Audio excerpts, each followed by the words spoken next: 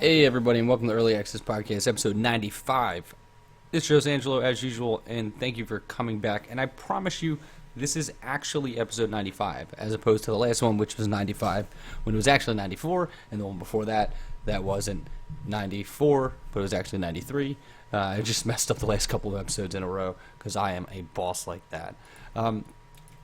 So, I haven't been really doing much.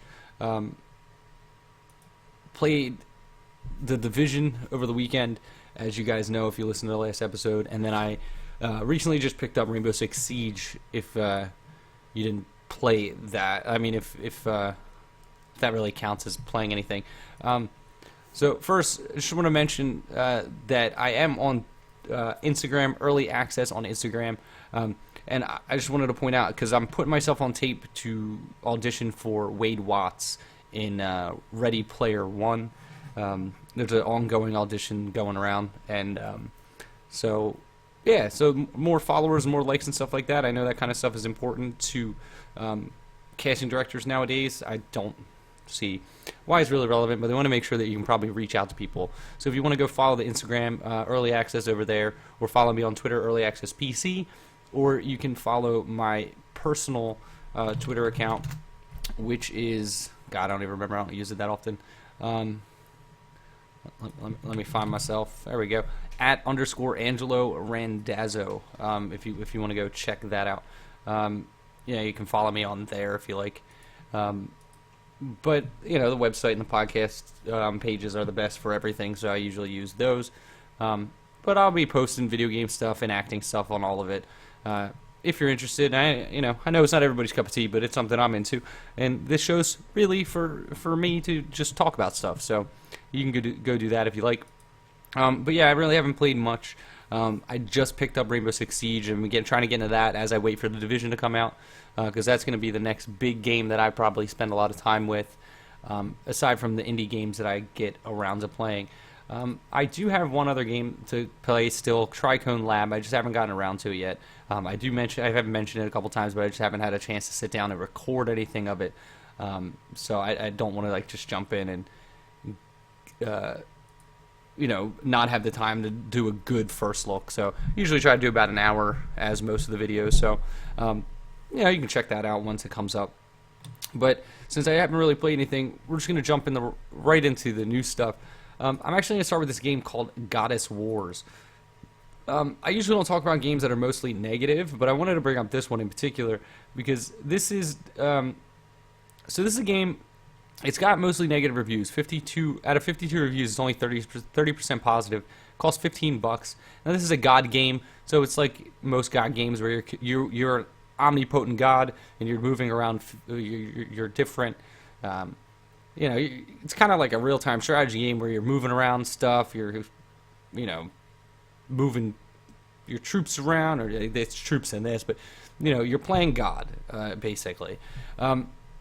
Now, I think the main reason that this is mostly negative isn't because it's a bad game, it's because of what happened previously to the release of this game.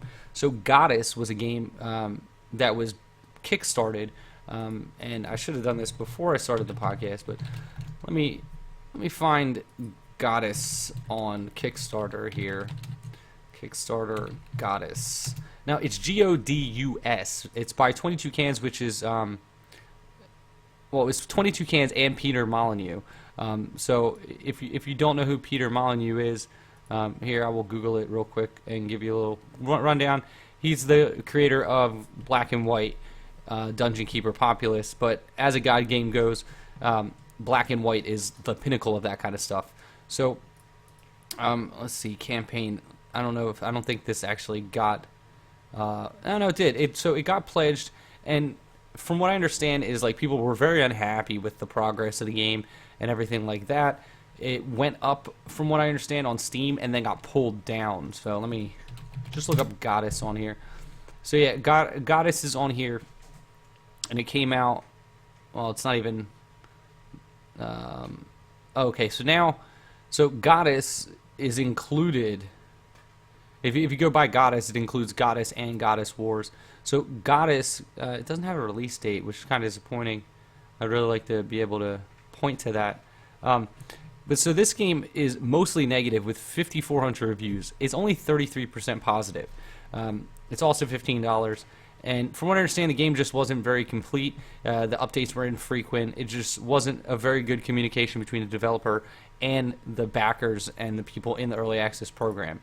So, of course, today Godus Wars comes out, which is basically just the version of that game that it should have been, or what these people were promised when they backed it on Kickstarter, and it just didn't pan out for people. So I don't know if the game's actually bad. It looks kind of interesting. It's like a real-time strategy God game, blah, blah, blah. But I don't know if the negative reviews actually reflect the current state of the game. From what I understand, reading some of the positive reviews, it seems like people do enjoy the updates that they've made because it's more towards the game that they actually backed in the first place. But then you read the negative reviews, and there's a bunch of people that are complaining, rightfully so, that this was the game that they were promised in the first place.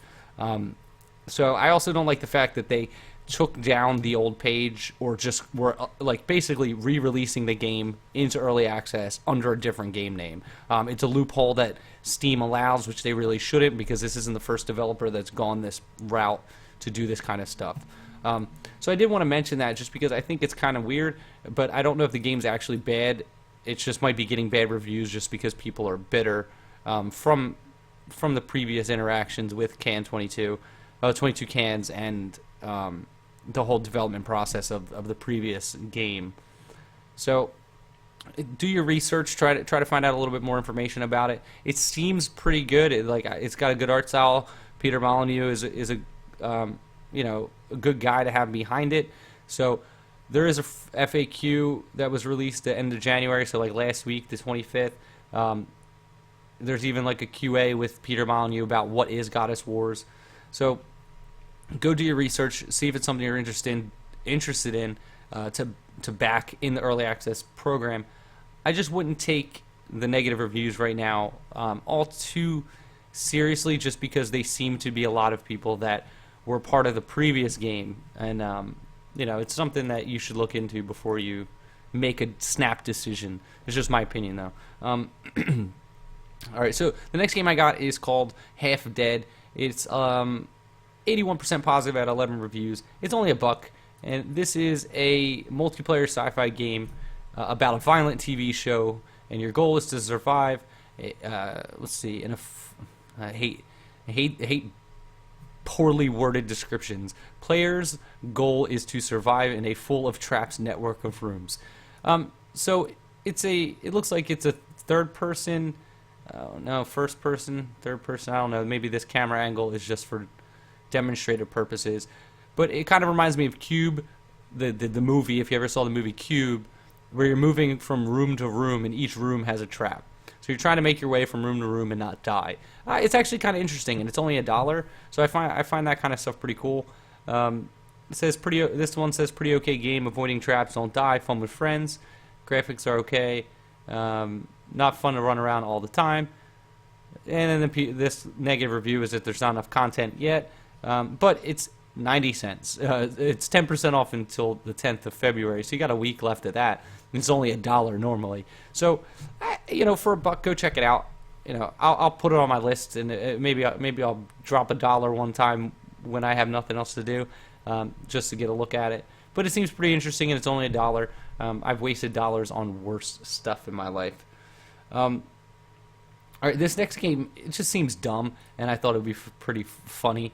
So it's called Kitten Rampage. It's $7.50, 25% off until the 10th of February, so it's usually $10. 6 reviews, all of them are positive, and it's called Kitten Simulator. Now, this is a third-person, just over-the-top meme-generated game. You're a kitten. You're running around shooting laser beams, blowing shit up in like a 3D generated world. You're getting points for shit. It looks so dumb, and it is. It looks dumb. It says, this guy says, the game looks like crap. The kitten poops at first, but it's surprisingly addicting. It reminds me of a shoot-'em-up games I played as a kid with a perspective twist. So like all the reviews are pretty similar. It just looks like a silly, dumb game that you're just running around as a fucking kitten shooting things and blowing them up. So Kitten Rampage is a kitten simulator. It sounds pretty awesome. Go check it out if you like those kinds of just silly, ridiculous game concepts. All right, so the next game is called The Takeover. Positive, 3 reviews. All of them are positive? All of them are positive. It's $5. All these games today are in early access. And this is a very classic side-scrolling beat-em-up. Reminds me of Streets of Rage or... God, I can't like Final Fight. Yeah, Final Fight maybe. God, there's a whole bunch of them.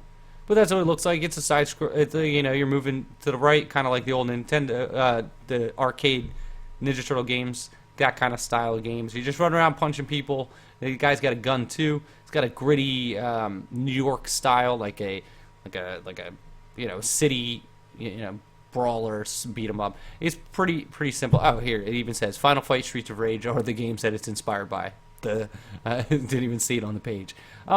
It looks competent enough. You got a score bar, you got a health bar. The graphics seem pretty awesome.